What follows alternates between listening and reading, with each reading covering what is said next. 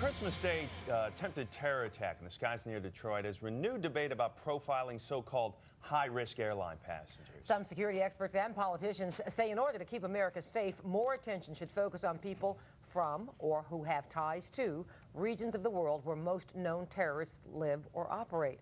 Some Chicagoans we talked with today agreed. It would be in the best interest of protecting everybody, and although some people may get hurt or profiled, we're talking about lives at stake. I definitely agree. I mean, if we're all safer on the airline, yeah, I mean, it's more stringent laws and regulations. It's a smart choice. So I'm definitely pro. Chicago's Muslim and its Arab communities are watching the new debate with growing concern. All this new talk about profiling has many concerned out there that they are going to be targeted. And as Mark Saxenmeyer reports, they say the practice is misguided and ineffective. There's something wrong here. There are 500,000 Muslims in the Chicago area alone. And a good many of them say they've personally encountered profiling. If anything, we've noticed an increase in certain incidents. Attorney Yasser Tabara says profiling is not only offensive, more importantly, he claims it doesn't work. He believes terrorists have plenty of tricks up their sleeves to get around it if need be. The plan B, or the alternative strategy, is to recruit an Icelandic-looking person or a 4-year-old and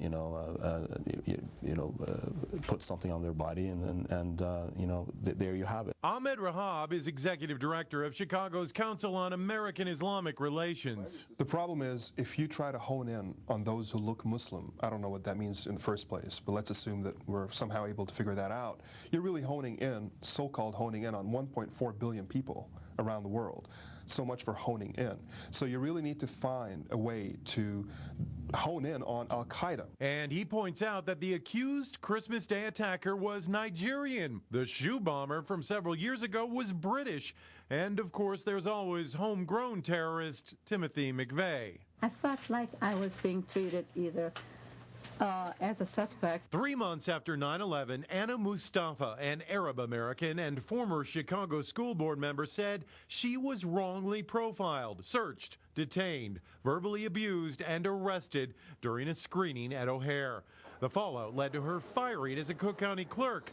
A year later, she was cleared in court of any wrongdoing. Afterwards, Anna Mustafa filed 2 civil lawsuits, one against the airline, which was settled out of court, and another against the city and the police department, which was thrown out. She couldn't talk to us on camera tonight, but she emailed me a statement saying, quote, "Profiling will never ever produce any positive results for our safety."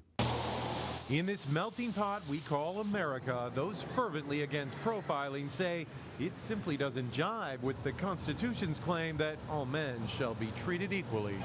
Mark Saxenmeyer, Fox Chicago News.